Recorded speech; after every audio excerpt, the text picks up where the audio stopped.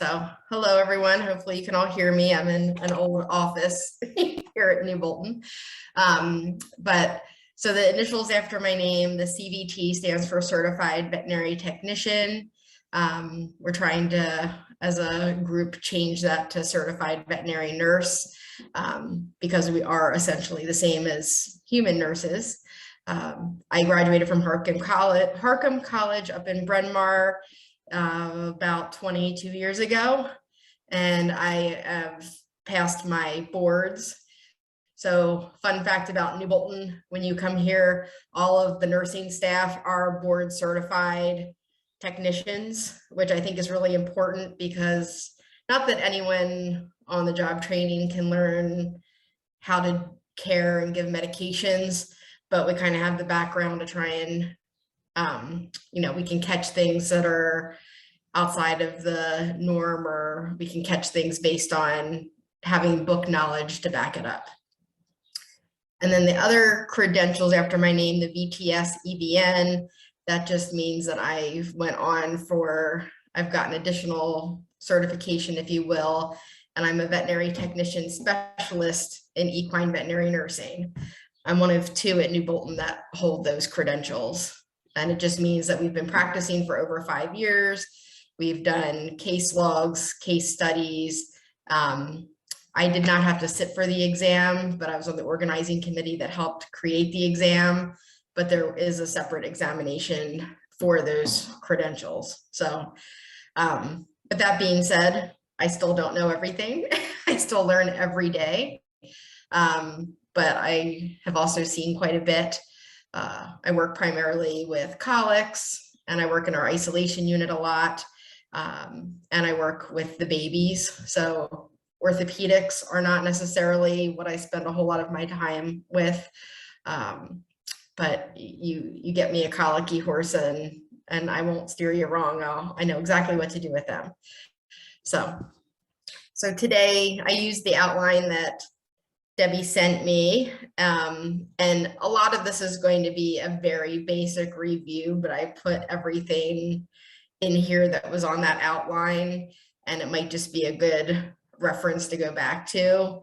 And Debbie, are you going to send?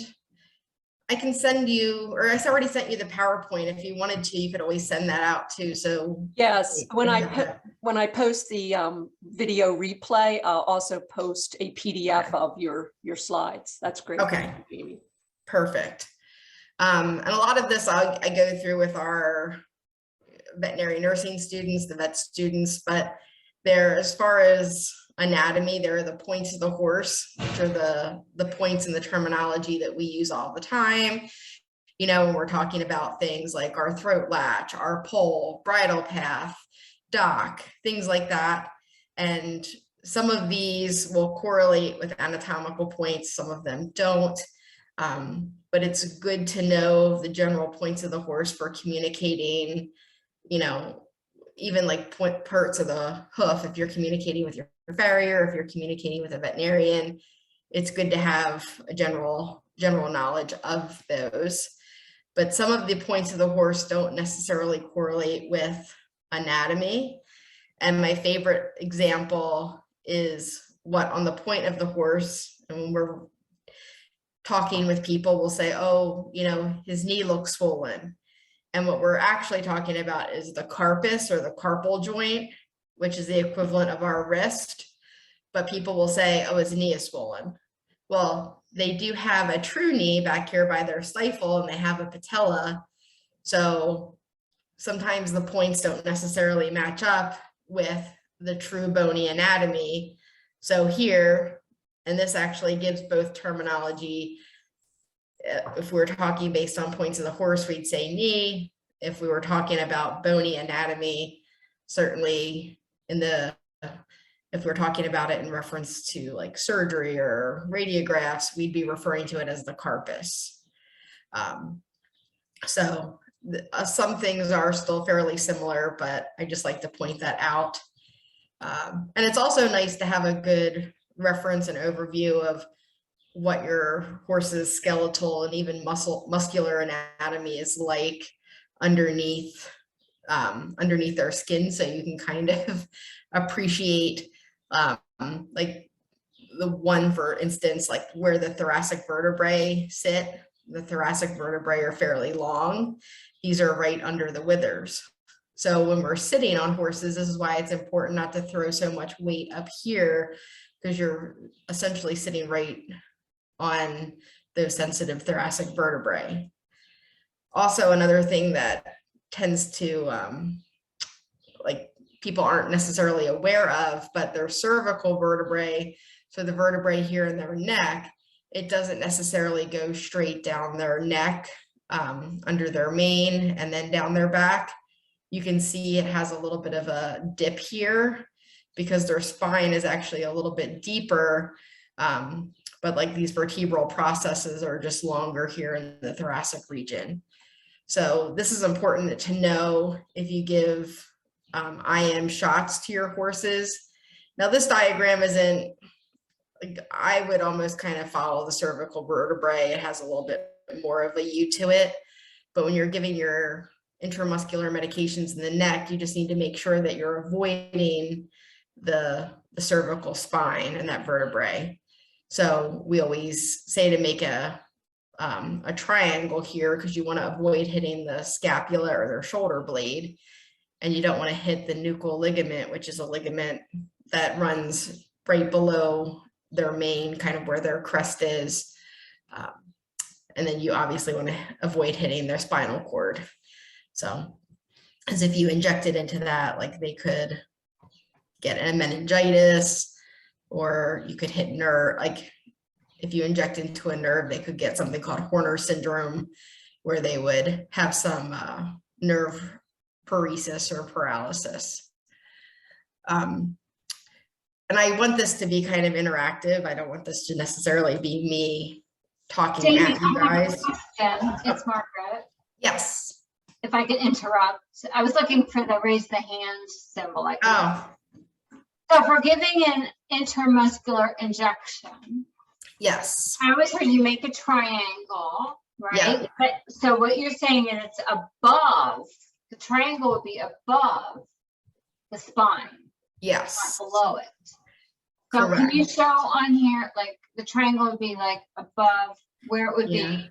And I'm actually going to go back to this one because I like this diagram a little bit more, but Okay. yeah, so up where it says like up where the crest is.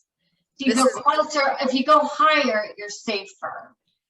Yeah, well, yeah. Generally, Because the spine, like this other drawing kind of shows the spine a little closer to their back than I think it really is. So if I were to make a triangle, I would make it right in here, because the spine would start up by the pole and kind of dip down. So my triangle would be right up in here. okay. So when you give one of those injections, right, you would pull back a little bit to see if you hit blood. Yep. I'm not medical, so forgive me. And then if you do, if you see blood in the syringe, you like pull it out, you try again higher up. Probably. Yeah. Yeah. And so a lot of times if you hit blood, you're hitting like a little skin vessel called like a capillary. So yeah, it's better to pick a new spot. So, but you're safe right in this area. And you can, if you're, I think we're all pretty hands-on with our animals, and just as you're massaging them and grooming them, especially if they're not super fleshy, you can actually feel their neck, and you can actually feel the bone of their neck vertebrae. And yeah, you just want to go above that. But I think everyone, and even our tech students, some of the vet students, they don't realize that, you know, okay, the spinal cord should just run right down their back. But there's that little dip. Does that help? Or does that answer that? I hope. Thanks. Fortunately, I had muted myself again, but yes, thank you. That's okay. I muted my. That's okay. Yeah, and I want this to be interactive. So if anyone, even if it's not a question, if you have a comment, if you have an experience with something that we're talking about, please interject. I don't want this to be me talking at you guys. It's kind of, I'm just leading the group discussion. So, but, and there are, depending on what diagrams you pull up, there are so many different ones, but I just like to point out that the anatomy and the points do have a few differences. And it's also helpful to know, like, it's helpful to know where all the bones are situated, because the anatomy is what I refer to as a little exaggerated. And I'm actually going to skip ahead one slide, just because talking about exaggerated anatomy, and I like to do, like when I teach, I do a lot of comparative anatomy because I think it sometimes makes it a little more relatable. But when you think about, you know, the bones of the horse, like their shoulders up here, their humerus is up here, you know, their elbow, and then everything below the elbow, like their forearm here, this is our radius and ulna, which is, you know, same as our forearm, but people always think that this is the humerus and it's not. And then their knee or carpus is the same as our wrist. So their distal limb, or from their carpus and their tarsus or their hock down, it's very exaggerated. Horses don't have a thumb or a pinky. They only have 3 metacarpal bones. So it would be like 3 bones in our hand. And then it all exaggerates down. Their fetlock, or what we refer to as their ankle, is basically a giant knuckle, if you want to think about it like that. And then their pastern is made of their phalanx, or like with us, phalanges, like the bones in our fingers. So they have 3. The first 2 make up the pastern, and then that last one is the coffin bone, which is buried in the foot. Some people refer to it as the pedal bone. They're both correct. It's correct to say both ways. But I think when you think about exaggerated anatomy and comparing it, I know it gives me a much, like, I guess it makes me a little more in awe of, you know, how much weight they're putting down on essentially like their middle finger. So, so I don't know if anyone has any comments about that. I have a It's Corbin again. So I saw a presentation last night and learned, or was made aware of again, that the hock, I was shocked, we're all shocked sort of, but the hock is really the heel, Yep. right, of our foot, of the human foot is the hock. Like you said, exaggerated, and that's like, Yep. is happening. It's like, holy cow. Like I never thought of it that way, but that's what's going on there. So yeah, they're exaggerated, and it's unbelievable that they do what they do. Yeah, like people talk about like the Achilles tendon or Achilles heel, and we see that all the time. I mean, hock injuries can be really, really debilitating. And I mean, I've seen many a horse not survive septic hocks. I mean, it is a very tough area when it gets infected or wounded. Ouch. Debbie, did you have a? Yeah, I wanted to make a comment. The note at the bottom of that horses don't have collarbones. I've been reading a book on osteopathy, and I never realized that the whole front leg and the shoulder there are just connected by muscle. There's no bony connection. And it's just amazing to me that, you know, when you think of the weight that they're putting on the front legs, and they're just connected by muscle and tissue, and not a bony, not like our shoulder that's actually bony connection. Yeah, like you don't get into like more joints until you start getting down here, like, you know, the fetlock joint, their carpus, their tarsus. So yeah, everything is very movable, and it's almost scary when you get the horse's skeleton. Yeah.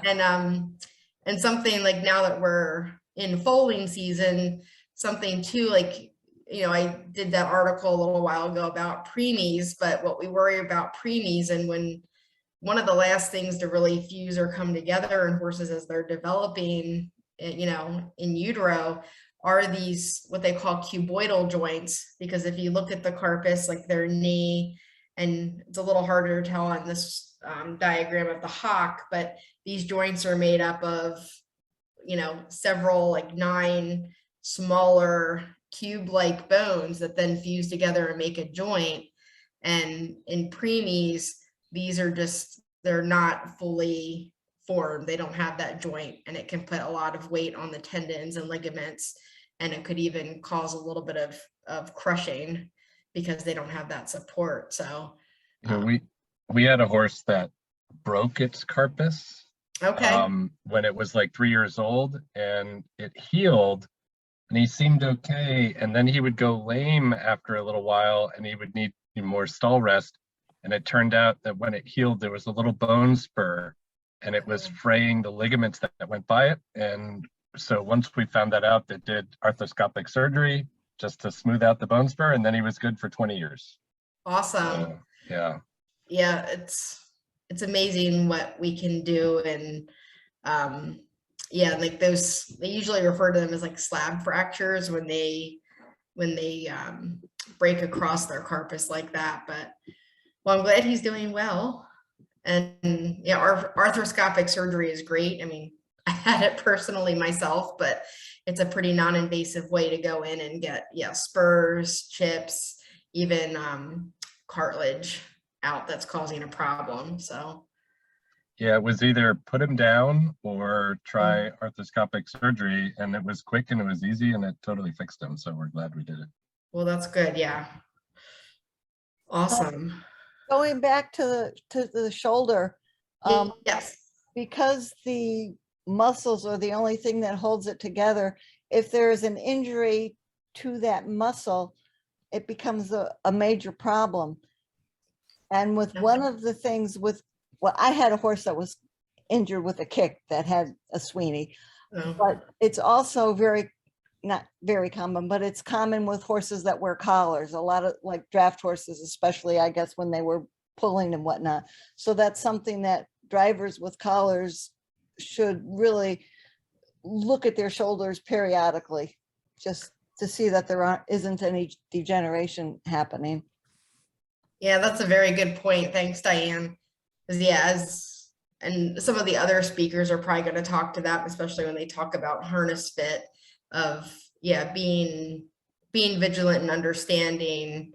I mean, is even the tail, like some people aren't as aware that, you know, there's bony anatomy in the tail, and like, especially with foals. I mean, a tail is not a handle. There are bony points in there.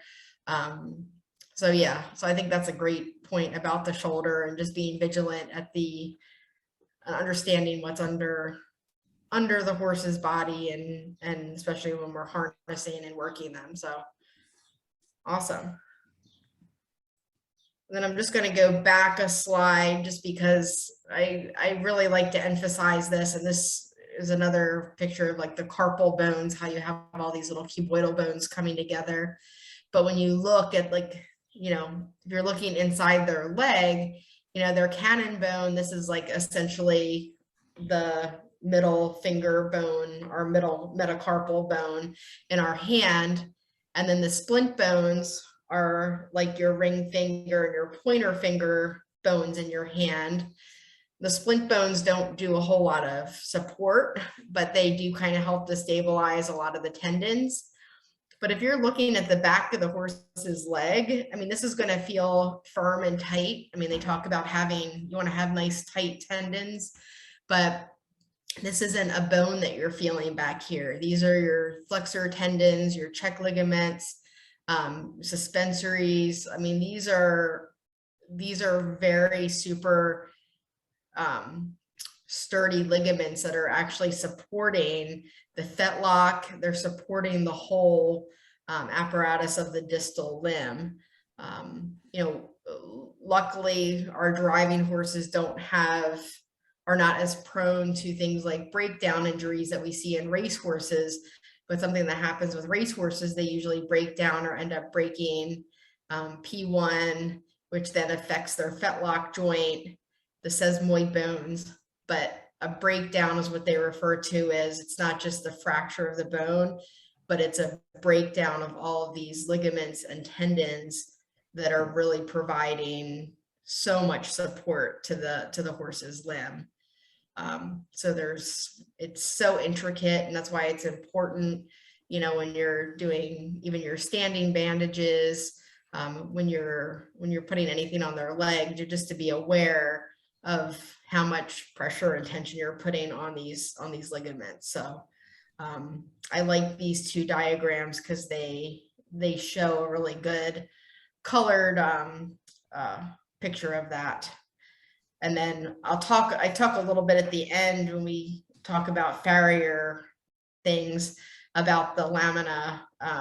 But you know, I think we've all, hopefully not many people have experienced laminitis, but I'm sure you've heard of it. And just, we'll talk a little more about that, about the inflammation. But the lamina is also very important, especially stabilizing that P3 bone or that coffin bone. Does anyone have anything to add about tendon, ligament issues?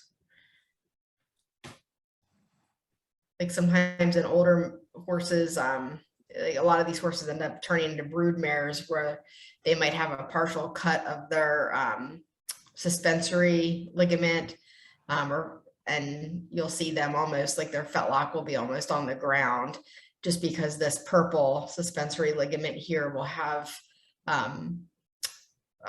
it's almost like an elastic, like a rubber band or elastic band that loses the elastic, and their fetlocks will drop. Jamie, do you see much of that issue in the driving horses of a suspensory tear or rupture, and if they're being, you know, trained properly? I mean, I have not seen that personally too much. Okay. And a lot of, I mean, it might be more of a question for the people that are doing more field work, because that's the other thing too. I'm seeing a lot of like the sick cases, or the ones that are referred in for surgery.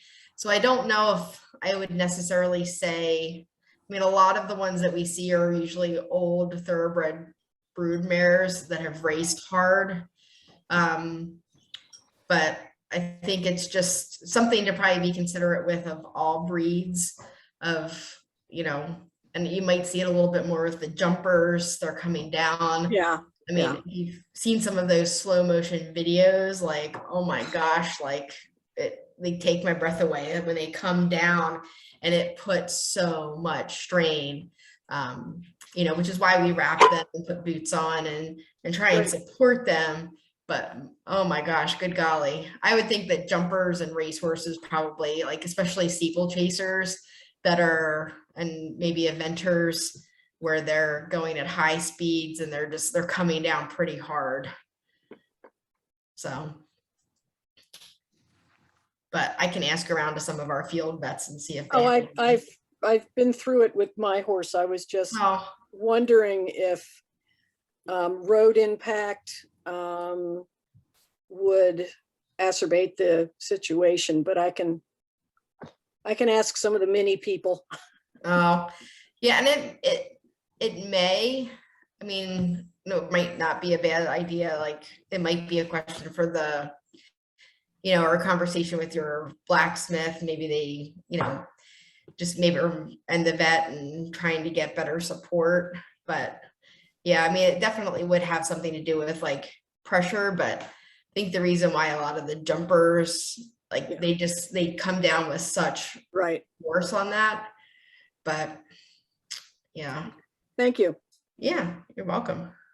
And Jamie, this is Margaret again. We learned last night that bone bruising is not uncommon for jumpers and for horses that are on a hard pavement, you know, the pounding, the impact. So often when they go to, when they have an elusive lameness issue is sometimes it's an internal bone bruising issue, and that's sort of common. Yeah, Sort of the same conversation here, but they're treatable and they can be, Yeah, fine and- after treatment. So it's not a lethal problem. yeah, and bone bruises can sometimes be really difficult to diagnose because just like with hoof abscesses, like I'm sure everyone has experienced an abscess where you go to bring your horse in and you're like, oh my gosh, its leg is broken because it can barely walk. And one of my sister's mares had gotten kicked out in the field, and right over her splint bone had like a crescent shape kick. And we had thought she had broken her splint bone, and then called the vet out. They did x-rays. Then they were concerned that she had broken her cannon bone.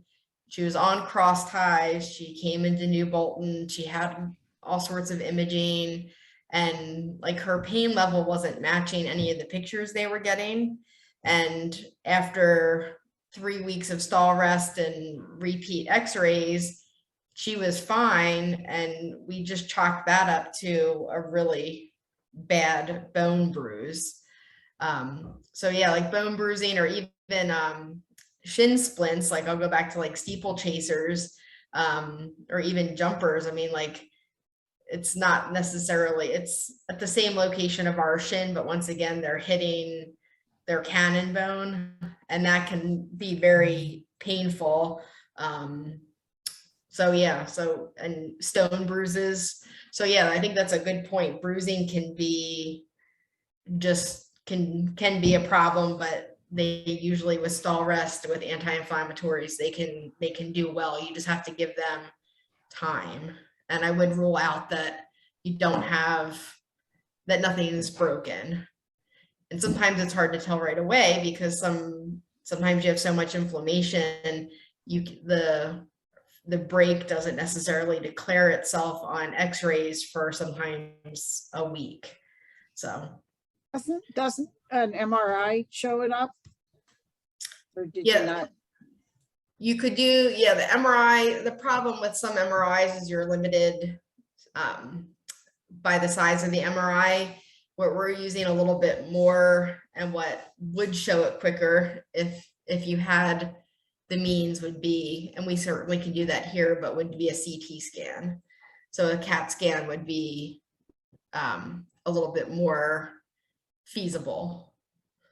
So, but if you're just out in the field and you think like with Laura's mare, like, oh, she got kicked, let's do x-rays, she's acting like something's broken. Just because you don't see something right away doesn't mean that it's not. But yeah, it's certainly, and they can do standing CTs. That's kind of what we're getting a little bit more into here at New Bolton, and robotic CTs where the animal's just sedated and they can get a very good, the good thing about doing a CT is you're getting a 3D image that they can put together, where as your radiographs, it's a little bit harder to put that imagery together. Right. So, but yeah, I would probably, and MRIs are great for feet. And you can get a little bit of a leg in there, but some places have standing MRIs. A lot of times they have to be put under anesthesia, which is another risk. So if it was my own horse, I would opt to do like the CT. Well, they do have, this is Margaret again, standing MRIs, but they're just sedated. Yes, they have like the Hallmark MRI, which that usually just does foot, or, I mean, it can do a little bit more of the distal limb, but sometimes you are a little limited as far as how much you can do. Right, but for foot injuries. Mm-hmm. Yeah, the foot injuries, it's great. It's perfect. Yeah, because I think there's like a Hallmark MRI right here in like West Grove area. Right. Yeah. Stacy Kent. Yeah. Yeah. Okay. Anyone else have anything on that? Okay. So just moving through the list, conformation, I mean, we're all pretty, we might, you know, you can look at a horse and be like, oh, it looks like it's put together pretty well. It could end up having, you know, anything from, you know, a U-neck, it could be sway back, things like that. I think we can pick up some basics, you know. I always say, you know, like pretty is as pretty does. I'd rather have, you know, who necessarily cares what the, you know, what the coloring is or what their head looks like or things like that, as long as they're put together, they're comfortable, and they function well. So the bottom line, I think, is that these horses have to be comfortable just, you know, in the pasture, and they also have to be comfortable at work. And it's also, I think, important to like gradually get them into a frame and don't force them into something that's unnatural, which puts, especially with young horses, puts a lot of undue stress on their neck. And as they're forming, that's how you hear of a lot of injuries happening. So I think, you know, if you gradually get them into that more collected frame and support them, which someone might be doing a whole other talk on, is a little more comfortable. And sometimes it takes work to get them to that ideal condition, as we know, especially working, you know, building up muscle, doing hill work to help build up the hind end, you know, doing collective work to get the top line built up where they're supporting themselves. I know personally I should be following following a little bit of what I have on here. You know, this is why people do yoga and people do certain exercises to help support their back. You want to help build your core so you are able to support yourself. It's the same with horses. We want to kind of set them up to use their bodies appropriately.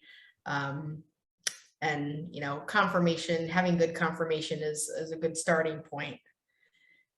And also looking at body condition, and I think being able to evaluate your own animals with a body score. And some of them may have abnormalities which could indicate that they have metabolic issues. Like, I know personally a few of mine have, you know, the equine Cushing's, which they're trying to shift the terminology. It's more of what they refer to as PPID, or pars pituitary intermedia dysfunction. It's just a different part of the pituitary. It's a part of the pituitary, not necessarily adrenal, that is dysfunctioning. So these horses have slow forming tumors of the pituitary gland, which affect their dopamine receptors. But there's medication for that, but evaluating how their bodies look can help you to start communicating with your veterinarian and say, hey, look, his neck is looking really crusty. He looks like an old stallion, or she looks like an old stallion, but she's, you know, a middle-aged mare, and they can do blood work to try and determine that. So this next page, I just put an example of one of the more widely used body score systems, which they score these horses out of 9. You know, you kind of want to be somewhere in the 5, 4, or I should say like 3 to 5 range. And it kind of depends on what your animal's doing, its level of fitness, things like that. But you do worry about metabolic disease once they get heavier.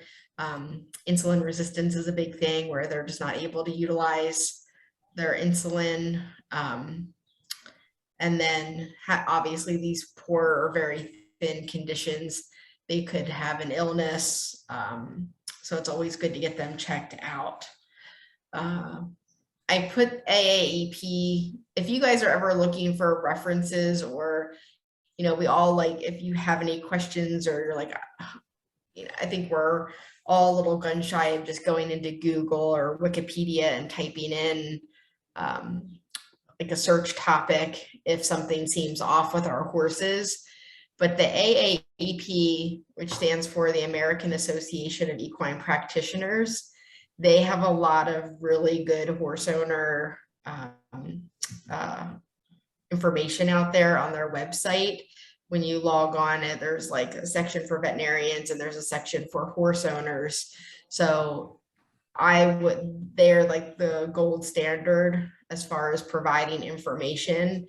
And that's where I would steer you if you have a question, you know, my horse is coughing, what do I do? You know, my horse has a lameness or anything like that. It's my best advice. I would say go start at the AAEP. They have So for the body scoring, we were recently up getting a new harness fit, and they were having trouble getting collars to fit well because they said there was a little fat on the neck, like in front of the shoulders or at the shoulders, and so we ended up going with a Euro collar because it was just easier to fit. But if you have a horse that, like, maybe our horses are moderately fleshy, so is it just exercise or also diet? Like, how do you fix that? I think it's a good question. I think it's a little bit of both.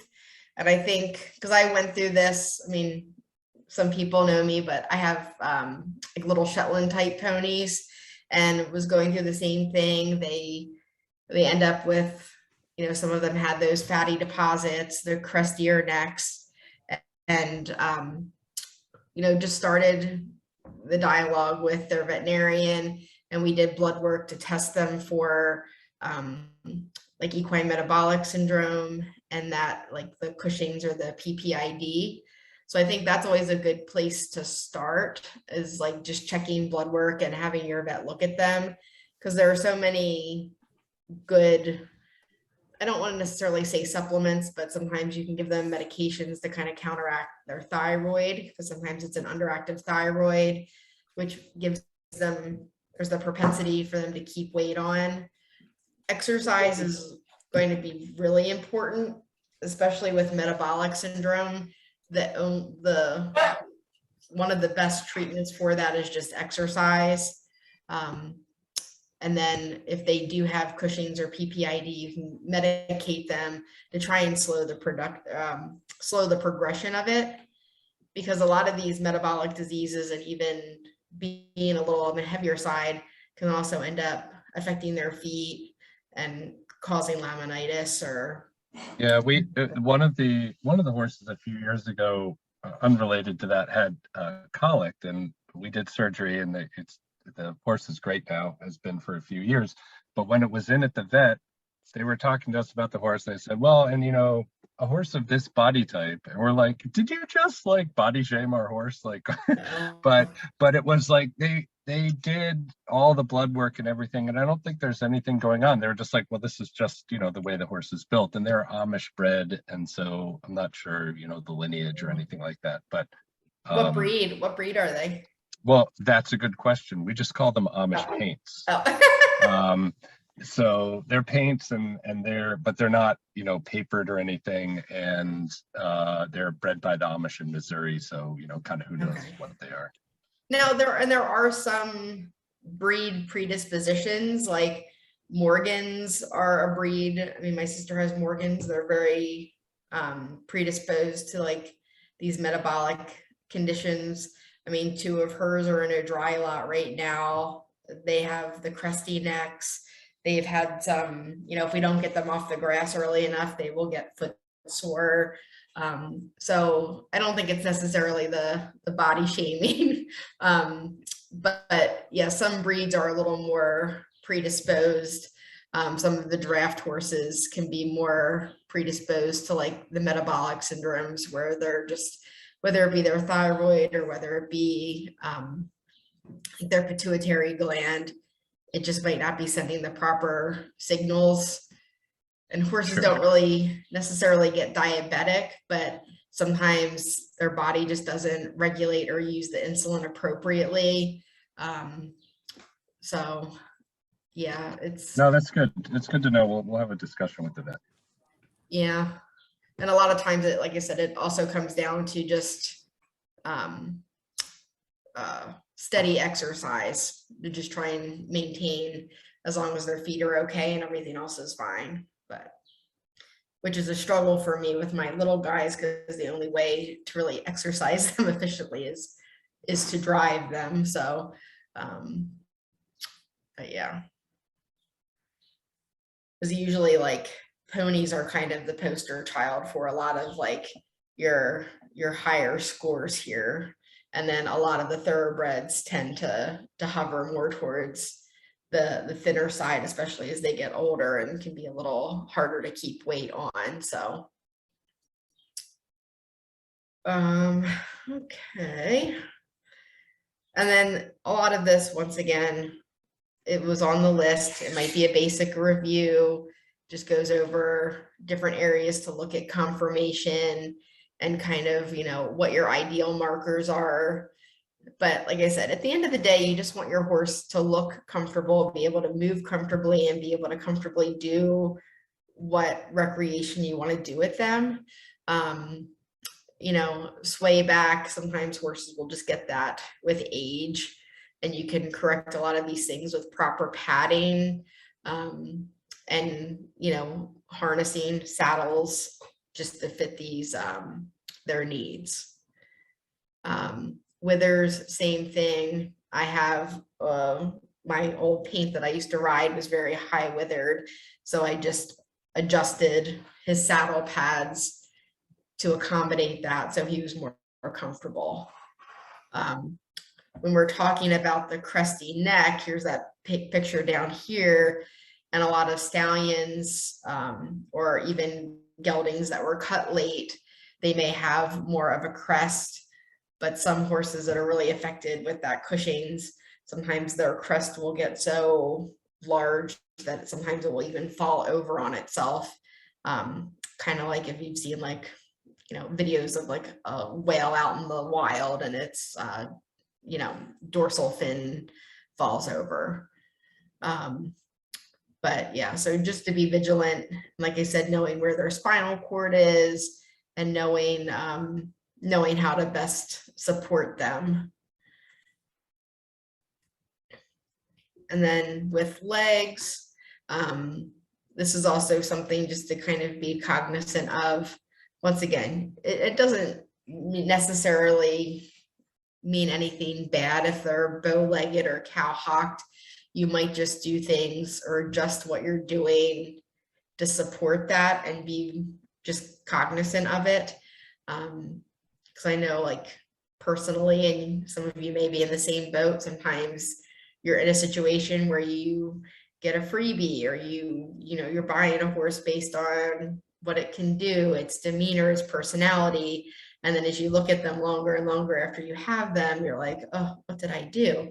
My one paint, he's very upright, which I'll talk about. He's got very straight pasterns, and luckily he's doing well, but it's just something that was like, may not have been an ideal, certainly not ideal conformation. It's not necessarily going to mean that no one wanted him or he doesn't have a good use. And you want them to have a nice straight angle as they're standing there. Basically, you just want them to look like they're supporting themselves. Because if they are, you know, standing under themselves, if their weight is distributed unevenly, that could put undue pressure on everything from the tendons to the ligaments to their feet. I don't know if anyone, and here's that pastern thing. So like, so my horse has a very short pastern. He's very upright. You know, horses like this might have, it could be from something that's developed over having all of that strain on their suspensory. But what you want is a nice, comfortable angle. And if you look at like the bony pictures, this kind of emphasizes that too. And you can see here, like this one that's broken forward. this is going to have such pressure here on your tendons and ligaments. I'm just going to turn my light on here real quick. Ugh, sorry about that. Does anyone have any questions or comments or? Is it true that the angle of the pastern should be kind of the same as the angle of the front of the hoof? Are those angles the same? It's the, it's a good question. I think they are pretty close. Should probably look that up. It might be from like to the toe. So I'm looking at this one. That's ideal. I've heard that also. I've heard that too. Yeah. Yeah. It's like the normal leg. If you look at the bone structure down to the to the hoof bone, which is escaping me, it's a straight line. Yeah. So Yeah. normally it's fairly straight along from the fetlock down to, you know, where Yeah. the bone is in the foot, but from the side it would look like a straight plane. Yeah. I mean, it would be straight. I just was the question, like if the pastern though and the hoof were the same length. No, same not so length? much No. the same, and not so much the same length as the same angle, like Yes, along yeah, the same, yes. like parallel to each other. Yeah. Yes. Okay. Yeah. Sorry. Yeah. You do want it to be the same angle. Yeah. Sorry. It's been a long day. Okay. So yeah. And like I said, at the end of the day, you want them to look comfortably and be moving comfortably. Okay. If we're still doing good, we can go into just things, evaluating your horse, things to look at. And a lot of these things are things that I do in the hospital with the patients, and certainly things that I do as I'm bringing horses in and feeding at the barn. The first thing is, you know, we're all going to observe our horse's general attitude. You know, it's important, you know, and if your horse that's always standing at the gate, knocking on the door when you get there, is off in the corner and doesn't really care that you're there, then that is a little bit of an alarm. But then again, some horses like to ignore us anyway, if that's their normal. You just want to look for anything that's not normal. It's always good to know if they're passing manure. Now, some horses are in a stall for half the day. Some are just out in the field, but it's nice to, I mean, I spend literally almost all of my day paying attention to how much and the consistency of manure. You know, you want to make sure that they don't have diarrhea. You want to make sure it's not hard. That could indicate that they're not drinking enough water. So, I mean, we're all shoveling it every day. And even the amount, like if you're used to doing a stall and, you know, the stall is usually packed with 5, 6, 7 piles, and you go in there to clean the stall and you're like, oh, this is great. There's only 1 or 2 piles, where it's nice for cleaning purposes. It should set a little warning that that's not normal. Appetite. So, you know, I think that's sometimes that's the first indication that there's an issue of, you know, you feed your horse its grain and it just turns its nose up. It doesn't want to eat. And also another sign that there could be a problem either with teeth or neurologic conditions is like they could be quitting their feed. A lot of horses will do this with their hay, where they'll appear to be eating, but they're just balling it up in their mouth and spitting it back out. So sometimes that's the first thing you'll see with horses that have, say, dental disease. And it's important to jump on that quick, because, you know, if they're not chewing great, they could end up choking. So you want to pay attention to appetite. You want to make sure that they're drinking, especially this time of year, you know, the temperature, or any time that you have a change in the season, change in the temperature. You can give them things like, you know, salt licks, mineral blocks. You can put electrolytes in with their feed. You can put electrolytes in with their bucket, or in with their water bucket. There are even electrolyte pastes. to encourage them to drink. Or you could make what we call sweet tea. You could add molasses or syrup or just a couple handfuls of sweet feed to their water. And sometimes that sweetens it enough that they will drink. You also want to make sure that your animal's walking normally, making sure that they're not stumbling, making sure they're picking their feet up, and also pick their feet out. I have to admit it's something that I will sometimes slack on an everyday basis, but I do like to pick up their feet, pick their feet. You want to make sure there are no stones in there, and just make sure that they're comfortable. And then just running your hands over them, making sure there's nothing from like, cuts, bruises, sore areas. This time of year, ticks are starting to come out in force. So just making sure that there's nothing abnormal there. And also making sure their eyes are open and clear. Once again, just like we have seasonal allergies, there are a lot of seasonal allergies coming up this time of year. Watery eyes, irritated eyes. Most of my guys live on Zyrtec. I buy it by the case, it seems like, from Amazon, but it seems to really help. So just a general evaluation, and just, you don't have to sit there and necessarily count piles of manure or keep a log, but you just want to be able to pick out what might be wrong. And from personal experience, usually if you're in a hurry you're just running into the barn, running out, you have to go somewhere, that's usually when your animal will decide to, have an issue. Legs, looking at legs, they want to talk, one of the topics was to talk about heat and swelling and just general leg care. Sometimes small wounds, like in this picture up here, could end up turning into a larger problem, like a cellulitis. And a cellulitis is just basically the bacteria gets into that wound and goes under the skin, and their legs will blow up, and like their leg will almost look like a tree trunk. It can happen very quickly.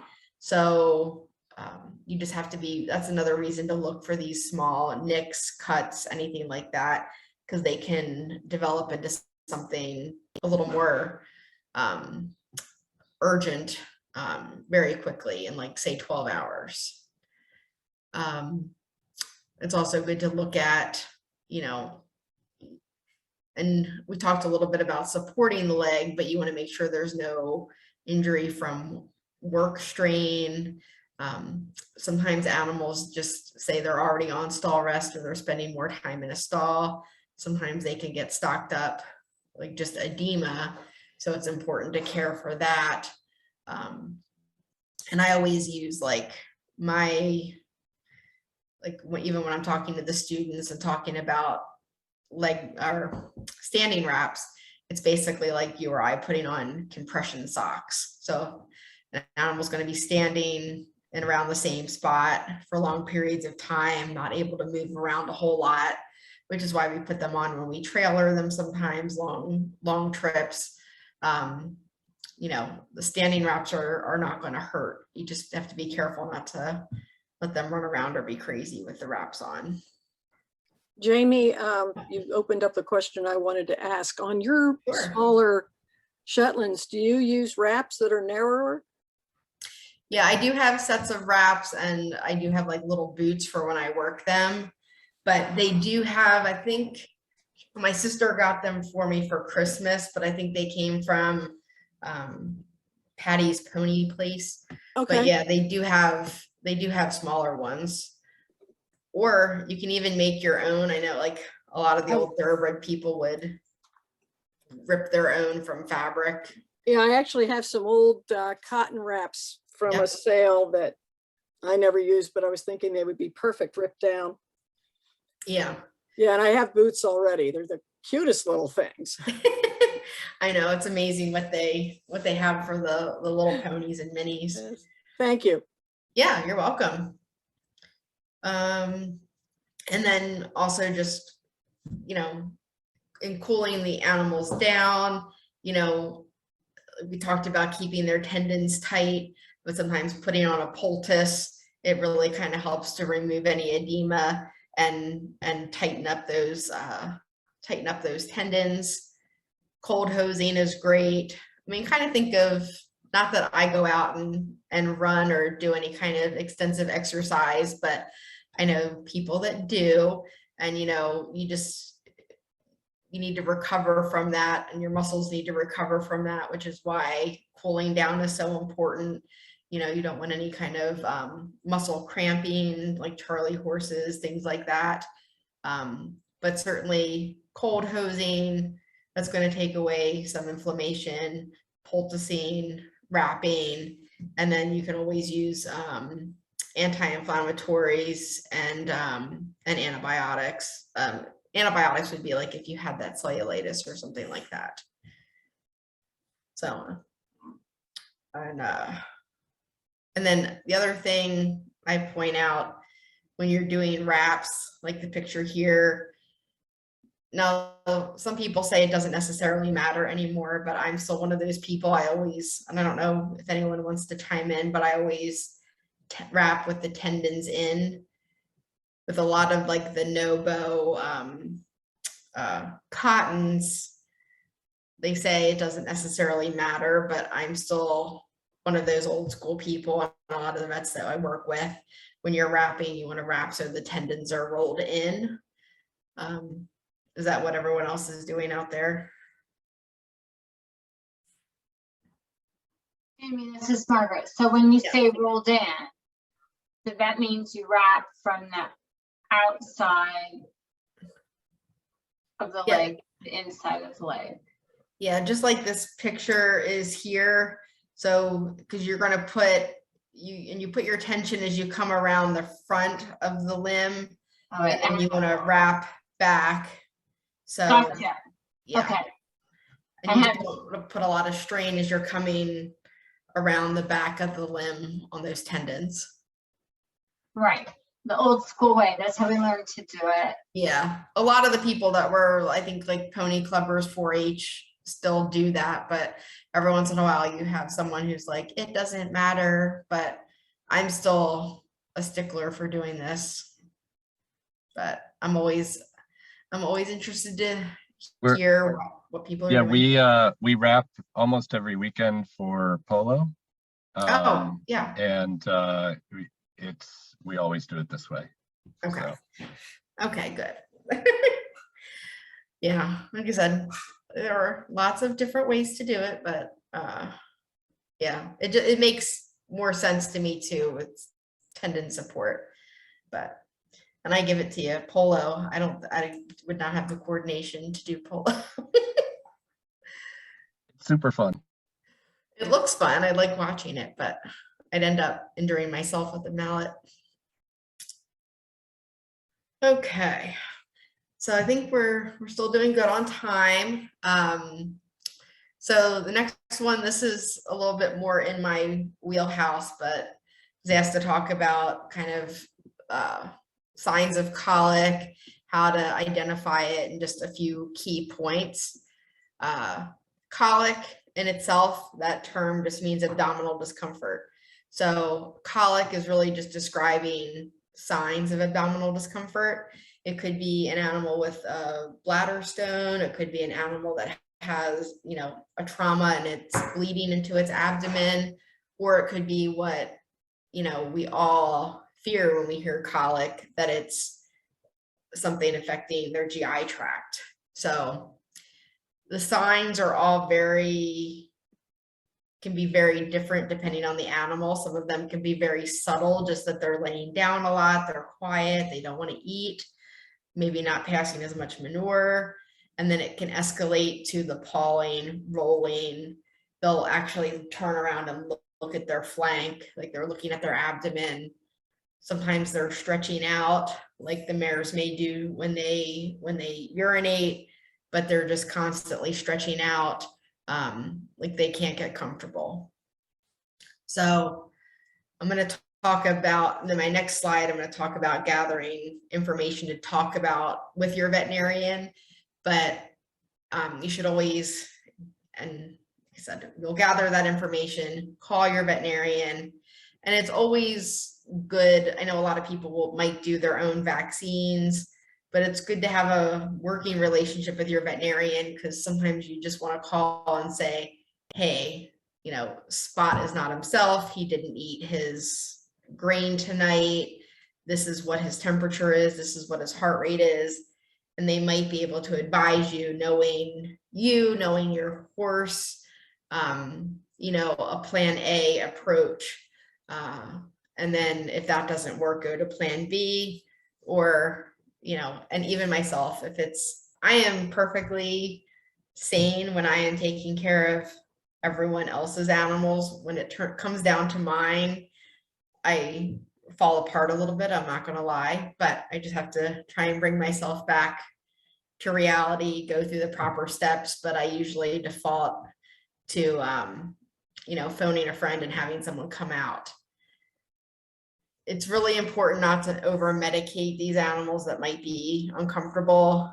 I think a lot of people have Banamine and they might have sedation, like some Rompum or something in their barn. You don't want to give too much of that, because if they really are having a problem, like say a surgical problem, you don't want to mask that. And then when you're talking to your veterinarian, if they've come out, they've looked at your animal, if they think that there's a surgical problem, if your horse is not responding to sedation or medications, it's always better to refer and get them somewhere sooner than later, if it is an option. And just this year, it's the first year I've ever done this, but I did go out and get colic and medical coverage on 3 of my eligible equines. But it's always good to think about that ahead of time, because colic surgery, depending on the size of your animal, could be $6,000 to $8,000. So it's something you want to think about ahead of time, and not when you're emotional and have that animal in front of you in distress. So it's always good to have a plan. So some types of colic are surgical, regardless, just regardless, they're surgical. They won't be able to be corrected with what we call medical management. And there are a lot of colics that you would only want to medically manage. So some surgical colics would be a volvulus, a large colon volvulus. This, a lot of people refer to it as like a GI twist. It's when the colon literally twists over on itself. If a case has a volvulus and doesn't go to surgery, they will not survive. Sometimes their colon, and the colon lives like low on their belly. It's big, it's heavy, that's where it wants to be. But sometimes it will track up either the left or the right side and just get displaced. It's just out of normal position. You can give them some fluid sometimes and walking and get that back into place. Other times you need to go in surgically, because sometimes the colon gets stuck in places like by the kidney and the spleen and gets stuck, and you have to go in and bring it back to where it should normally live. Some older horses will have what we call lipomas. A lipoma is a fatty tumor. Now, it in and of itself is not, a malignant tumor. It's just fat, but sometimes it forms off of a stalk in the mesentery, which is what holds all the small intestine together. And sometimes it will form it's almost kind of like a slip knot, and sometimes the small intestine can get stuck in there. And that would be another surgical procedure. And then sometimes impactions, foreign bodies, not that horses are eating a whole lot of foreign bodies like you might expect your dog to do, like eating a sock or a toy, but twine, plastic bags, things like that, I've seen as foreign bodies. And even with foals that like to eat their mare's tails, they could end up getting hairballs, all sorts of crazy things. And then a lot of the medical treatments, you know, this is where you think of your impactions, where the horses aren't drinking enough, their manure gets dry. They can impact so many different, they can develop a stomach impaction. They could have a small intestinal impaction, large colon, small colon. So they can impact pretty much anywhere. Your more common would be stomach and large and small colon. One of the interesting treatments, if there's a stomach impaction, is we will give Diet Coke or Perrier fizzy water, and the carbonation in those beverages is the best thing to break up feed that is stuck right inside the stomach. So if you're in our back room, you'll see needles, syringes, catheters, fluids, and then a case of Diet Coke and Perrier. So not that we're having a party in the back room, but it's very effective with those impactions. But some of your more typical ones with the, you know, large and small colon, you know, your veterinarian might tube them with water, might tube them with electrolytes, Epsom salts, mineral oil, things like that. But you just want to make sure before you give anything that they don't have anything to give back, because it's just really important to remember that horses cannot vomit. You know, hopefully no one has ever seen or thought that they've seen a horse vomit, but they don't have the ability, they can't get the you know, because their stomach is inside their rib cage, so they literally can't get the force to vomit, and their esophagus it's almost like a one-way valve where things just go into the stomach, but they do not come out without passing a tube. Does anyone have any questions about any of this? I mean, hopefully none of your horses have had colic, but if you've had, you know, personal experience you wanted to talk or ask about. Amy, this is Margaret again. Hi, The Margaret. Diet Coke, I never heard of that. Is that something that would be safe to try at home? The Diet Coke? Yeah. No, I wouldn't. Drink it, or you give it how do you administer that? That we would give with a stomach tube, and that we would only, yeah, you'd only give that if they have a gastric impaction, and they would be pretty uncomfortable. And a lot of times their stomachs get really distended because it's almost like there's like a dry pack of feed in their stomach. So anything regarding like the nasogastric tube or before giving anything, I would always talk to your veterinarian, but Not a home remedy. yeah, no. Okay. And I had a friend whose horse loved drinking Coke, but yeah, it's probably not the best thing, but Different story. Right. yeah. We've had two colic experiences. One was with a 25-year-old horse, and you know, the vet did everything they could, but then it was a surgical decision whether we go in or not for this older horse, and you know, we decided not to, that was no fun. So you know, we had to put the horse down. But then we had a couple years later, we had an 11-year-old horse with essentially the same thing, where the vet couldn't seem to resolve it, and then it was a question of, well, do we put it down or have surgery? And we decided to opt for the surgery, and there's no guarantee because they didn't know what they were going to find. And they went in and they found just a little piece of some kind of tendon that they could snip, that released the intestine from where it had gotten caught, and nothing had to be removed, and the horse 100% recovered, and it was like, to us, it was totally worth it. And that was, I don't know, that was like 3 or 4 years ago now. And you know, he's been good. So it's hard when you get to that point of, okay, well, and usually in both cases, it was a matter of just a few hours from the horse isn't acting right to, okay, you have to make a decision of surgery or put the horse down. And it's hard for sure.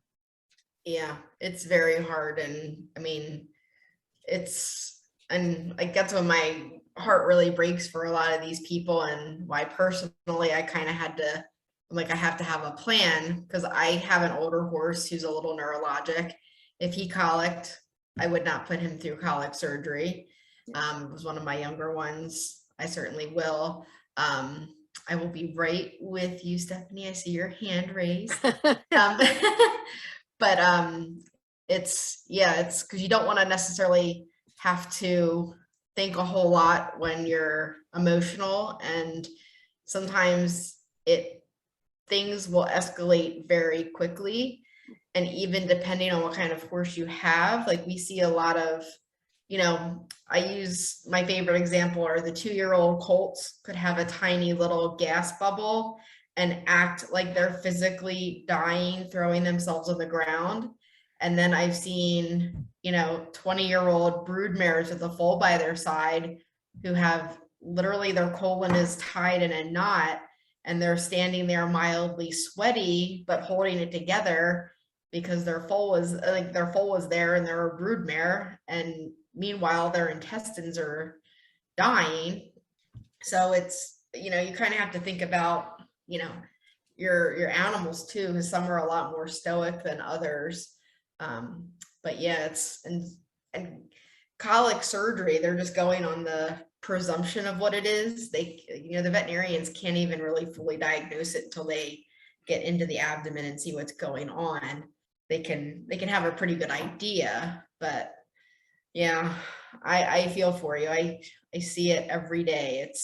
It can be very sad, but I'm glad your second horse did well. Yes. Just in Okay. case people do not know, Smart Pack, who does all of the supplements, if you have your horse on a gastro supplement, a pre or probiotic, you get $10,000 coverage for colic. Yeah, that's a very good thing to mention. Yeah, one of our boarders does that. And the other thing was, I know of a horse that they had done some work on the farm, and they put down with a erosion control mat made out of burlap or like a heavy baling twine. And the grass was coming up through it, and they turned the horses out on it. She ingested a couple of yards of this stuff and actually survived without having surgery. It all came out the end. The vet reached in and started pulling this stuff out. Oh, so very good if you do any work on your farms and they want to put down erosion control fabric, don't let the horses out on it. Yeah, that's a very good point. Thank you. And then the information to have for your vet, and Debbie, I don't know if Debbie's still on here or not, but I had given a talk probably 2 years ago now on, basics and, doing a physical exam of your horse, and maybe we'll try and cross post that with this, but, you can have the general normal values for a physical exam, but it's good even if it's just once a year, even if it's when your vet is doing a physical before vaccinating, kind of have an idea of where your horse's normals are, because the heart rate, your temperature, heart rate, respiration, these can all be normal within a range. So I think it's important to know what's normal for your horse, so that if they are acting unusual, you can take their temperature, you can listen to their heart rate, you can check their respiratory rate, and you can know when things are not right. You want their gums to be nice and wet, slimy, pink. Horses have a naturally paler pink gums.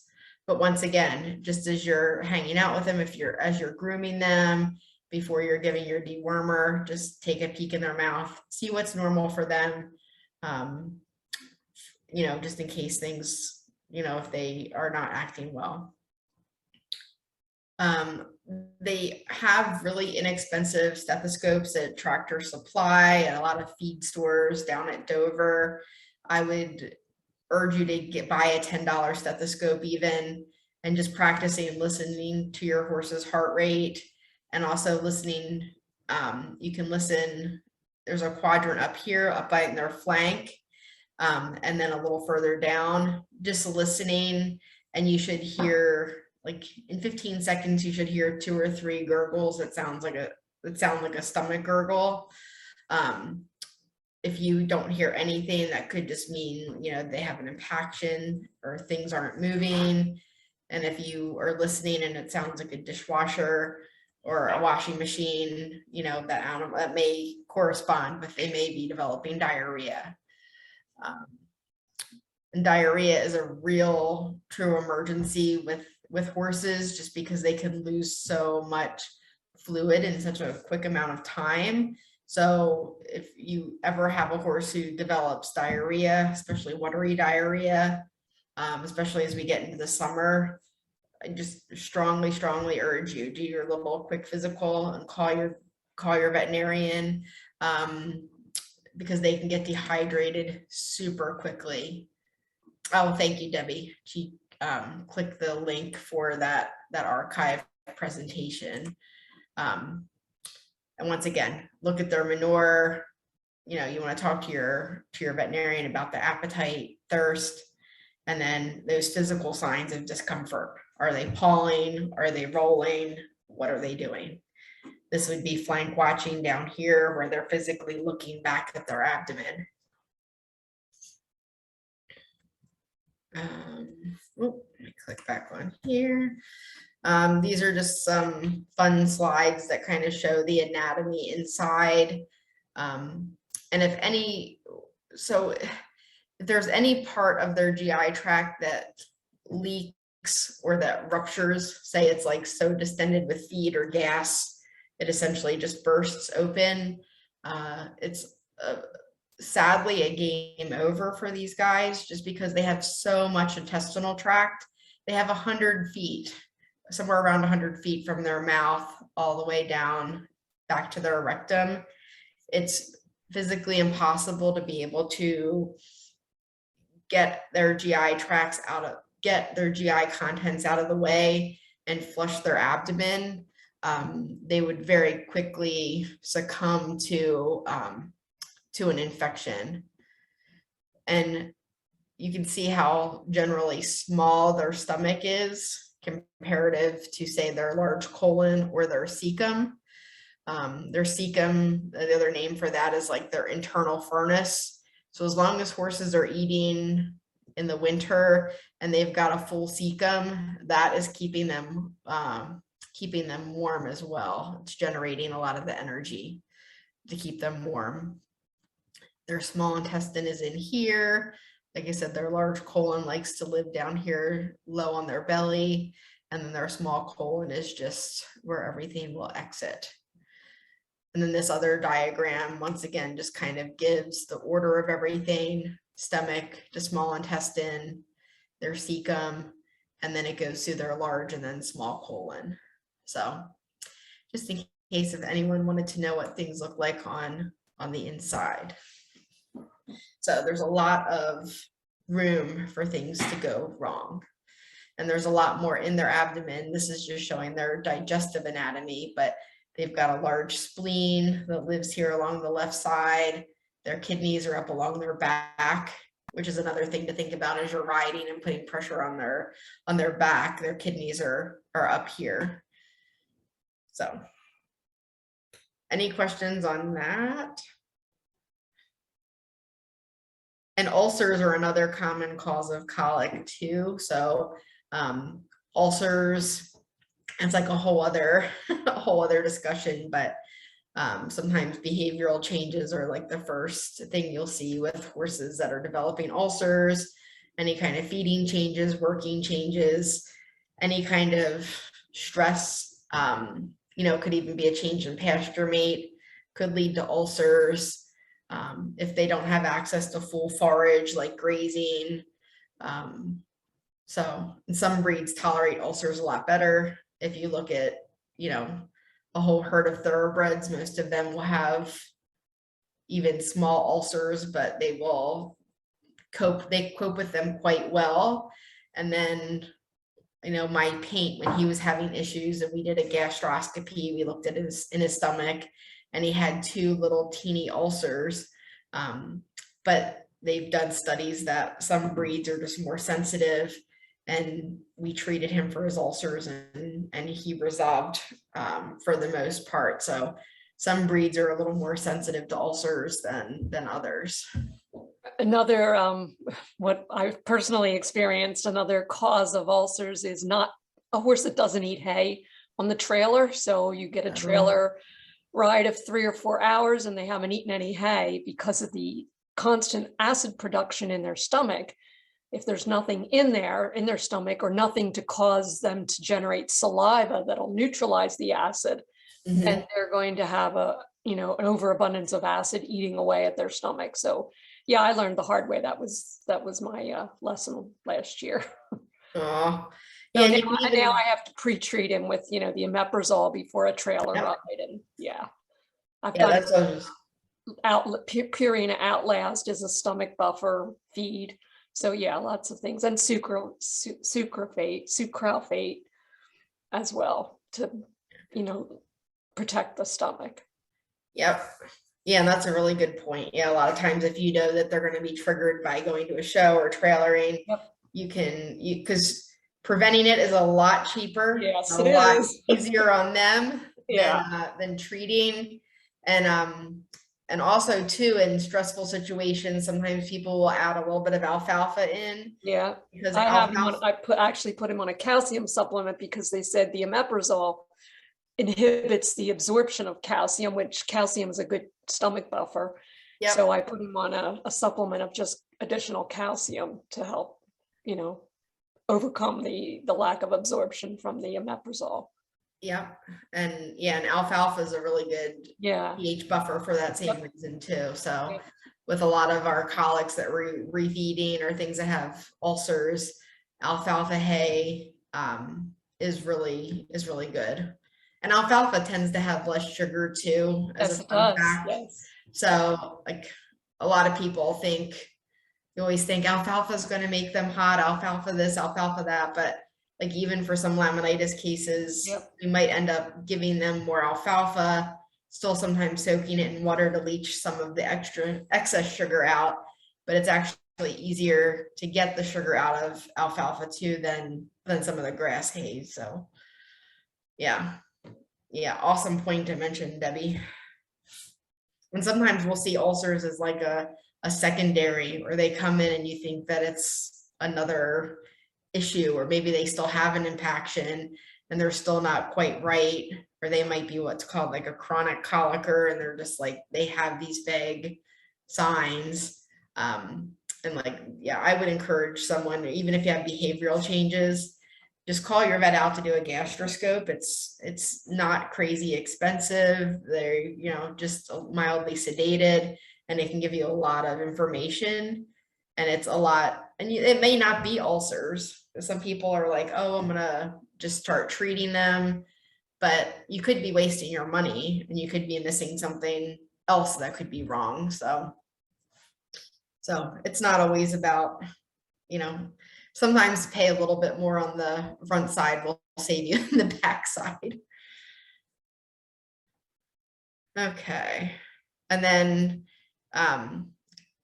when either your vet comes out to your barn, or if you end up at a referral center like New Bolton, it's all going to start with that thorough exam.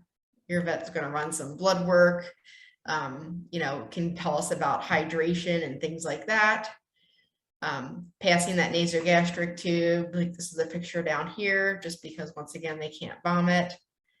You might be able to give them supplements to help move things through if it's an impaction. the veterinarian can do an abdominal palpation, so they could do a rectal exam and try and feel for anything that's out of place or any abnormalities. They can do an ultrasound.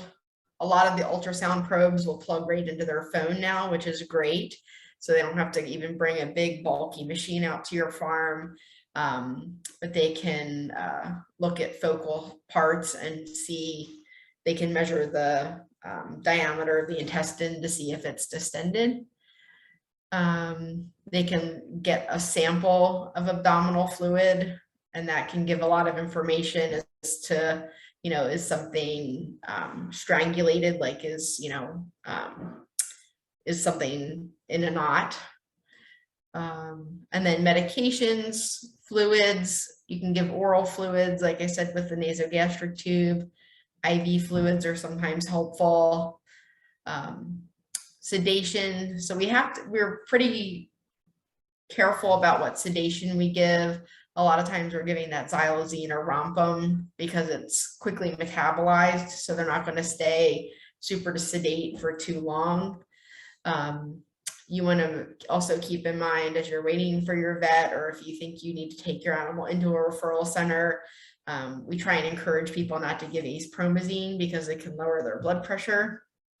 Our anesthesiologists always like to know that information, and they will sometimes have a little bit of a harder time with horses that are given quite a bit of ACE before they come in. You can give Banamine, which is flunixin is the common name, or the actual drug name. Banamine is the common name. You just want to make sure that when you give this, you're either going to give it orally or in the vein, and you don't want to give it any more than every 12 hours. And I put kind of like the general dose for most 1,000-pound horses, you're going to give 10 mLs. If you look at a bottle of Banamine, it will say that you can give it in the muscle, but I would strongly, strongly discourage you from doing that, because in some horses, they can develop what's called clostridial myonecrosis, and they don't know exactly the link between Banamine and this myonecrosis, but it can cause damage to the muscle. And Clostridial bacteria is bacteria that lives in the environment, but it thrives where there's no oxygen. So it will burrow down into the muscle. That little hole where you gave the Banamine will close up, and it's based Clostridial myositis. It's almost like a gas gangrene. So if you have heard of people getting gangrene on their feet, that's essentially what it does. So I would strongly, strongly discourage you never to give Banamine in the neck or in the muscle, because it can cause huge problems. Just some pictures once again. Oh, and sometimes pain level is the #1 driving force. So if you're, if your animal keeps getting sedated and is not responding, pain level a lot of times will drive surgical intervention, just because, they're going to hurt themselves, they're going to hurt someone else. Sometimes you just can't keep them quiet enough. This is a picture here of colic surgery. This is the large colon, which is fairly impacted. And once again, it's just a presumed diagnosis until they get into the abdomen. And if they think it needs to go to surgery, you're always better off going sooner than later. And then some things like will go to surgery if they are not responding to medical management. So sometimes you have that option of, okay, let's see how they respond to fluids. Let's see how they respond to pain medication. And then it can buy you a little bit of time. Okay. Are we all good on that? I don't want to take up too much time because I want to try and keep to the 9 o'clock timeline. But I don't want to cut anyone short. If you have any comments, questions, concerns. Okay, lamenesses. I mean, like I said, hopefully no one's dealing with any horrific lameness right now, but I'm sure if you have horses, you've probably come across the lame horse or two in your life. This time of year, abscesses are pretty prevalent. You know, animals could have navicular syndrome. They could have a fracture, bone bruising, like we talked about before, tendon or ligament inflammation. And the other thing that sometimes we see is a horse will come in for a lameness, but it will actually be a neurologic condition. You know, EPM is common in this area, which is a protozoa that they pick up from in areas contaminated with possum feces. And that protozoa gets into their spinal cord, and they can just sometimes seem subtly off. Or something called EDM, which is an equine degenerative myopathy, where they can seem lame, but it's really a neurologic condition. I think lameness is not one of my strong points, but you may have heard the term like head bobbing lame. Like if you're watching a horse trot, they will raise their head when they come down on the lame foot or the foot that's bothering them, just because it's like wincing. Like if you had an injury on one of your feet, like you'd wince or kind of raise your head when you went to put that foot down. There are lots of treatments and evaluations, when you're talking to your veterinarian about lameness, or even if you're evaluating at home, you can put them on the lunge line, jog them, have someone watch you when you're working your horse. And then, if the veterinarian's coming out, they can try and do nerve blocking to try and pinpoint, is it a problem with the foot? Where are we looking at? They can work their way up the leg. Imaging, doing radiographs, doing CT scan, things like that can try and help pinpoint an issue. And then rest and anti-inflammatories, putting them on a couple days of bute. That's certainly a good place. A lot of people will start there, they seem a little off. I'll give them some anti-inflammatories, put them in a stall. And but if they are super lame or super sore, and you don't know what's going on or you can't pinpoint it, I would certainly phone a friend, as I say. Like horses with abscesses, especially, like they'll come in super lame, super sore, and they act like they've broken a leg. So sometimes you can try and self-care that, but in some cases, they may need surgery, especially, if it's, certainly if it's a fracture. Okay. I think I don't know what slide I'm on. I think I'm kind of in the home stretch. So I just wanted to talk briefly about it. It pinpointed to talk about flu and tetanus. Flu, I just kind of put together, because we're giving vaccines, flu and rhino together. So flu is the influenza. Rhino stands for rhinopneumonitis, which is the herpes virus. So if you hear people talking about EHV1, EHV4, that rhino part of your flu rhino is what's protecting you against the herpes virus, which can be very contagious, reportable. And what we really worry about too is EHV1, the first strand of the herpes virus, can cause something called EHM.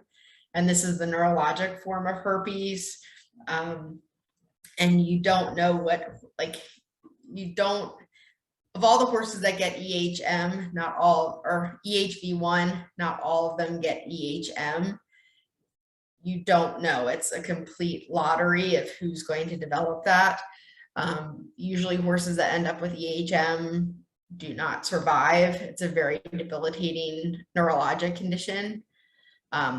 but herpes can lead to abortion in any stage of gestation. They can become very, very sick. Any of these respiratory diseases are spread through nasal secretions, so like the snotty noses, even through sneezing. Young horses or naive horses, so horses that haven't been vaccinated, and older horses are a little more susceptible. And, you know, if you come across an animal that has nasal discharge for no reason or is coughing, it's always good to isolate them or kind of move them out of the population until you know what's going on. You know, it could be a tooth root abscess, it could be a sinus infection, it could be something else, especially if you've got horses coming in and out of your barn, going to shows, things like that. You know, there's a great vaccine for, you know, a lot of vaccines out there, different manufacturers for flu rhino. It's recommended every 6 months, especially if your horses are going to show situations. I know for most of our driving competitions and through the ADS, they're requiring proof every 6 months. And this is also a reason sometimes I'm a little bit more honed into like the biosecurity, as we call it. But like if I'm at a show, I don't want my horse like going up and saying hi and making contact with a lot of the other animals.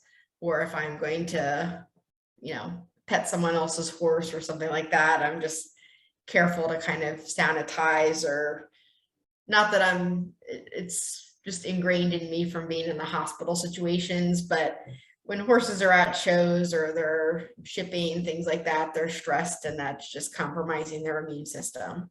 So, but just take note, you know, if any of your animals, or if you're at a show, you see this, just to kind of steer clear.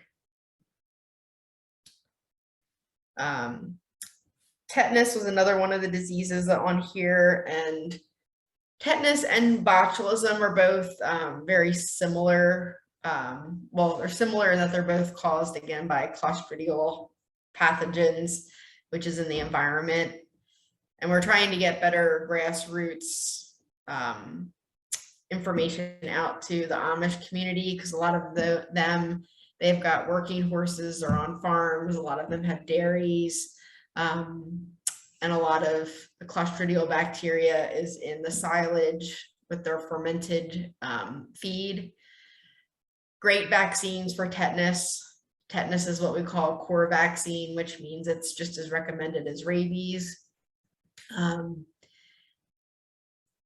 Botulism, they say to give in endemic areas. We are in a very endemic area. It doesn't get cold enough or hot enough to kill the Clostridium in the soil, and that's where it lives. Clostridium or tetanus and botulism, you can both get through wounds, and also through eating, especially botulism, eating spoiled feed. Tetanus causes very rigid paralysis or paresis.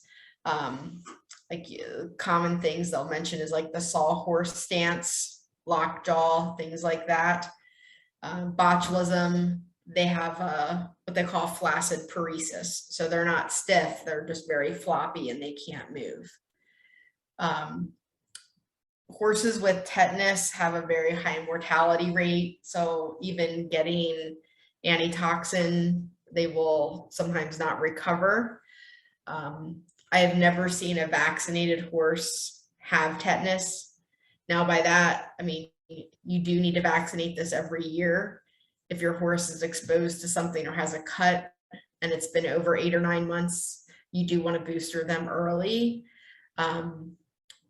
But we're like really trying to encourage vaccines like this, like I said, in the Amish community, where I think they just don't have a lot of the information, because their horses will come in with tetanus, with botulism. They're willing to treat their animal, do whatever it takes, but like it could have been so easily prevented. So yeah, so you know, a prolapse of the third eyelid, like very erect ears, erect tail head, super reactive, are signs of tetanus.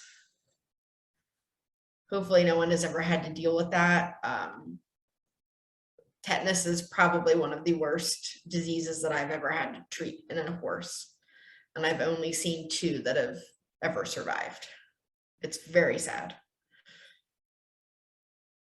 I won't spend a whole lot of time on this just for time's sake, but deworming, my real big thing here is you don't want to over deworm, because then you could end up with resistance to parasites, or resistance to dewormer in your area. And it's always good, even if it's just once a year, it's really good to send a fecal to your veterinarian to check the egg count, because you may not have to deworm as much as you think. And you can do targeted deworming, which will prevent resistance to some of these parasites. If anyone has goats, cows, they say it's very helpful.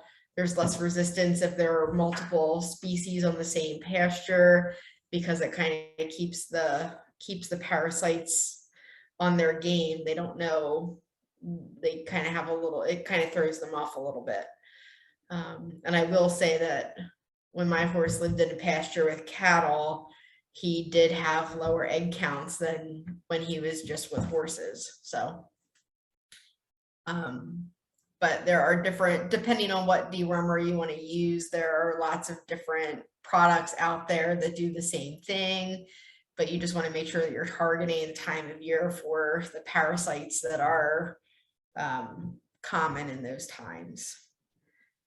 Always look at your box. Some dewormers are not as safe in like minis or ponies, and you just want to be cognizant of your kind of your weight guesstimation as well, just so that you don't over medicate them. There's another sign that just basically says, yeah, just to, you know, send in your fecal sample. They're usually fairly inexpensive, and it just allows you to kind of, and it also kind of gives you peace of mind that your deworming system is working. Okay, I think hopefully we're approaching the home stretch here. I forget how long this is, but equine first aid kit. This is also in that secondary handout that that Debbie shared the link for. But, you know, having a thermometer, digital thermometers are fine. Having a cheapy, you know, it doesn't have to be an expensive stethoscope, but, you know, even a $10 one from the tack shop will work, just so that you can hear the heart, to get a heart rate, and listen for gut sounds. It's always good to have, you know, sheet cotton, pound cotton, in case you have to throw a wrap on something, say there's a cut, say something's bleeding. And then any kind of vet wrap, elasticon, and elastic tape, duct tape. You know, they say, you know, duct tape fixes everything, but it can really help stabilize if you had to throw a splint on, or if you had to reinforce a bandage. It does help. Gauze, and all of this you should be able to get at the local tack store, Rick's, Dover, Bartville, like, you know, online stores. Gauze, like just little 4x4 gauze packs, poultice pads, you know, for your abscesses. Saline eye flush. This is something that I keep, especially this time of year, or when it's really, even if you have a really windy day, if your horse gets something in their eye, you know, just go to CVS or Walgreens, Walmart, and just get a bottle of regular saline eye flush, just in case you have to rinse their eye. Betadine, which is great for scrubbing wounds. Exam gloves, in case you have that wound, you want to keep yourself safe if there's something in there, and also keep that area clean. And then medications, you know, I certainly cannot advise any medications for you, but I always say under veterinary guidelines, a lot of times, you know, the veterinarians will, like, you know, they can give you a baseline dose if you need Zyrtec or any antihistamine around. You know, even before my ponies were eating them like Tic Tacs, I used to keep them on hand. I learned the hard way. Someone was mowing near our one paddock and stirred up a bunch of bees, and the ponies got stung and were running all around, and we were able to treat them with some Zyrtec. Yes, Stephanie, do you have a question? No, sorry, that was a comment, but actually I would suggest a pair of scissors in there. Oh, yeah, scissors are very good too. Absolutely. You're 100% right in that, because I actually once had to cut a hay net that, you know, Anne's going to talk about hay net safety, but I had to cut a hay net once that someone had hung inappropriately and gotten a foot caught in. So yes, I had a horse that got the front tee of their blanket stuck in the just regular 3x2 mesh fencing, and he would not come forward at all. He just kept wanting to back up. And of course I left my knife up in the barn, so I had to go back up and get it. I always carry one now. Yeah, no, that's an awesome point. Yeah, scissors, a knife, some sort of cutting device. So, and then, you know, a lot of people have butanbanamine, but, you know, just develop a relationship with your vet. Some people have antibiotics at their farm, and as long as you have a good working relationship, they can advise. And if they've seen the horse within the last year, they can usually advise. Epsom salts. Epsom salts as well. I thought I had that in here. Maybe that's another, but yeah, Epsom salts also. Yeah. Sorry, I didn't mean to say that and everybody hear it. I was just, oh yeah. No. Hey, this is a group discussion. So scissors and Epsom salts, absolutely. And you can add more to this. I mean, you can put the whole kitchen sink in your first aid kit. Real quick, this is like the last real subject, is talking about feet and farrier things. You know, a lot of this we probably all have very good base knowledge of, but just, you know, keeping the feet trimmed, keeping shoes reset on a schedule. Usually your farrier will come up with a plan with you. And I always stress too, it's, you know, having a farrier that will work with your veterinarian is a godsend.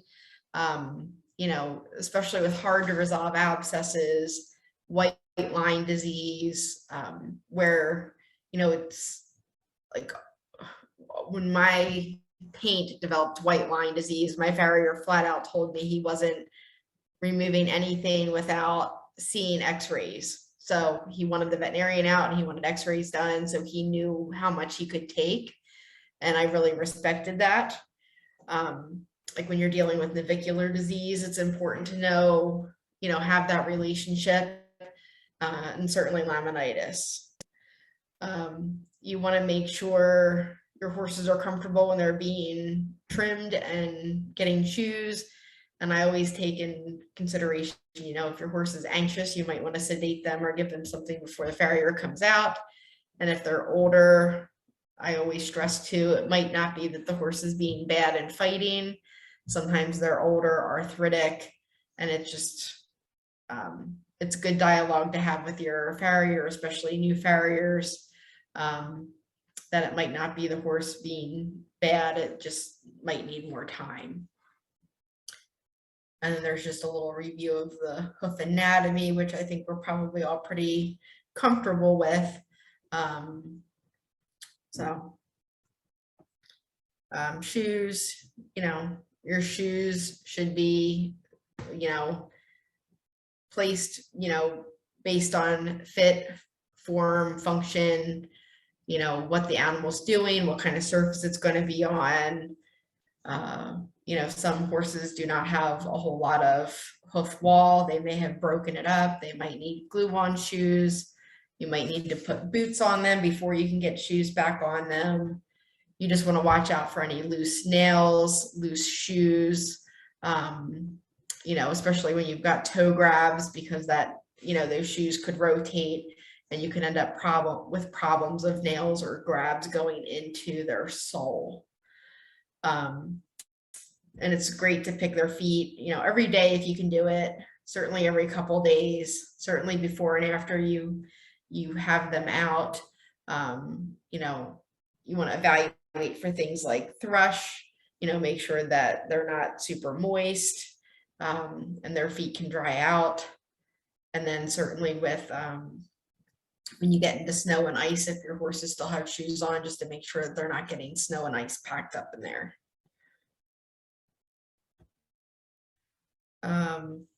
Stages of shoeing was on there. I don't know exactly what more information they wanted to go in here, but just, you know, their feet get trimmed, you have the shoe measured to fit their feet, and then forming the shoe. Some farriers will use heat. Some will just use their anvil and hammer. And then sometimes you can either nail them on or glue them on, and then filing them down. Farrier tools. And this is a good thing too, like you might want to have some of these on hand. I know we've had issues where a horse has twisted a shoe, and it's nice to have nail pullers at the barn where you might have to pull the nails out to get the shoe off, just because you don't want it to rotate and something to go into their sole. So I would definitely say, you know, pullers, cutters aren't even a bad idea to have around, a hoof knife. You know, some people do a lot of their own work and will have a rasp. I think that's fine as long as you're very cognizant of the angle. But and down at the bottom, that's supposed to say nails, not nails. But some of this equipment is good to have in your barn. And then the last thing that I'm going to talk about is laminitis. And just laminitis just really means inflammation of the lamina. And the lamina is that connective tissue that's right between the hoof wall and then the underlying bone, which is P3, or that coffin bone, that pedal bone. I know New Bolton has labs and they're doing lots of research on laminitis and exactly what causes it and the best prevention and treatment. A lot of things can trigger this: inflammation, metabolic disease, being overweight. Also, like if, you know, structural laminitis, like if an animal has had surgery on its, say its left front, it's going to shift most of the weight to the right front just to kind of compensate and take some of the pressure off. But that inflammation, basically the lamina is like an interlocking tissue. So when it gets inflamed, it starts to separate. And when that starts to separate, the coffin bone loses support, and it can either rotate where the bone can puncture through the sole, or it can sink through the sole. So, you know, keeping them a healthy weight, managing metabolic disease, avoiding steroids, which is also another trigger to these guys, is really important. And a lot of times treatment are anti-inflammatory medications, stall rest. You can get into corrective shoeing and different sole support. And we're also using a lot of ice. I have a picture here in a second. We use a lot of ice, like these ice boots. This is the Jack's brand ice boots. And they've done studies that ice, and there are game ready systems. There are all sorts of icing systems, but they've done studies that icing more of the whole limb helps more than just icing the feet. And what ice does is it causes what they call vasoconstriction. So it just kind of helps to reduce the inflammation. And then these are just some subtle signs of laminitis, you know, the animals are reluctant to turn, just short strided, standing abnormally. If you're feeling down in by their foot and their feet feel hot and you feel strong pulses, if the animals just, you know, some of it could just be that they're tender footed, like when they're on stone or hard surface, but that could also be a sign. These horses tend to get very grumpy because they're painful, and they may also be willing to pick up the foot opposite of the laminitic foot. A lot of times they will develop laminitis like either front or hind. It's very unusual to have it in all four. It's usually in the front because that's where most of their weight is. And this is a pretty commonly sad picture of a horse that's pretty laminitic in the front. They tend to rock back on their hind limbs to take the weight off of their forelimbs. And then sometimes they'll actually like lurch forward or hop as they walk. And then I'll just go back here because this is just showing, you know, what the horse's hoof looks like on the outside versus what's going on the inside. And in this case, this is a very normal foot. And what they look at is the angle between the hoof wall and the coffin bone. You want them to be symmetrical. And then here you can see that there's been some inflammation in here, and the bone is actually coming down through the sole. And in this case, everything's just kind of, or in this case, it's sunk down. In this case, it's just rotating. In both cases, you have a deviation here in the angle. So very, very painful. And I wish we knew more about it. And I think that's it. I'm only